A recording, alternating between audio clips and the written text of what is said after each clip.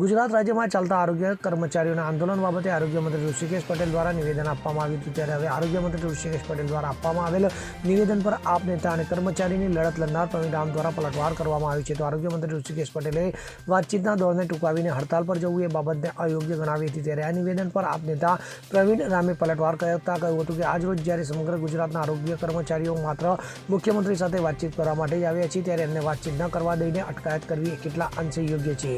તો આપ નેતા અને કર્મચારી માટે લડત ચલાવનાર પરિણામે આજરોજ ગાંધીનગર ખાતે મુખ્યમંત્રી સાથેના વાતચીતના દોરને અટકાવીને અટકાયતો કરવી યોગ્ય છે કે નહીં, એમનો જવાબ આરોગ્ય મંત્રી ઋષિકેશભાઈ પટેલ પાસે માંગ્યો હતો। તો સાથે સાથે પ્રવીણ રામે આરોગ્યના કર્મચારીઓની લડતને સમર્થન આપતા તાત્કાલિક ધોરણે સરકાર કર્મચારીની માંગણીઓનો નિકાલ કરે એવી પણ રજૂઆત કરી હતી।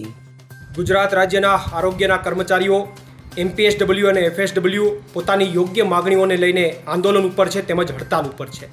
ત્યારે આ આરોગ્યના કર્મચારીઓની માગણીને અને તેમના આંદોલનને હું સંપૂર્ણ સમર્થન આપું છું। સાથે સાથે સરકારને નમ્ર અપીલ પણ કરું છું કે તાત્કાલિક ધોરણે આરોગ્યના કર્મચારીઓની માગણીઓનો નિકાલ કરવામાં આવે। વધુમાં આ રાજ્યના આરોગ્ય મંત્રી ઋષિકેશભાઈ પટેલે એવું બયાન આપ્યું છે કે આરોગ્યના કર્મચારીઓએ વાતચીતના દોરને ટૂંકાવી અને હડતાલ કરી છે એ અયોગ્ય છે। ત્યારે મારે આરોગ્ય મંત્રી ઋષિકેશભાઈ પટેલને પણ પ્રશ્ન પૂછવો છે કે આજે જ્યારે ગાંધીનગરની અંદર આ કર્મચારીઓ મુખ્યમંત્રી સાથે વાતચીત કરવા માટે આવ્યા છે, ન કોઈ આંદોલન કરવા માટે આવ્યા છે, ન કોઈ સભા કરવા માટે આવ્યા છે, પરંતુ જ્યારે માત્ર વાતચીત કરવા આવ્યા છે ત્યારે વાતચીત ન કરવા દઈને એ તમામની અટકાયત કરવી એ કેટલી યોગ્ય છે એમનો જવાબ પણ માનનીય ઋષિકેશભાઈ પટેલ આપે એવી હું આશા રાખું છું।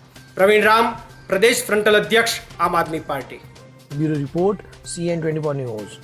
હવે જુઓ દેશ દુનિયાની તમામ ખબરો તમારી આંગળીના ટેરવે। ઉઠાવો મોબાઈલ અને ગૂગલ પ્લે સ્ટોર પરથી ડાઉનલોડ કરો અમારી CN24 ન્યૂઝ મોબાઈલ એપ।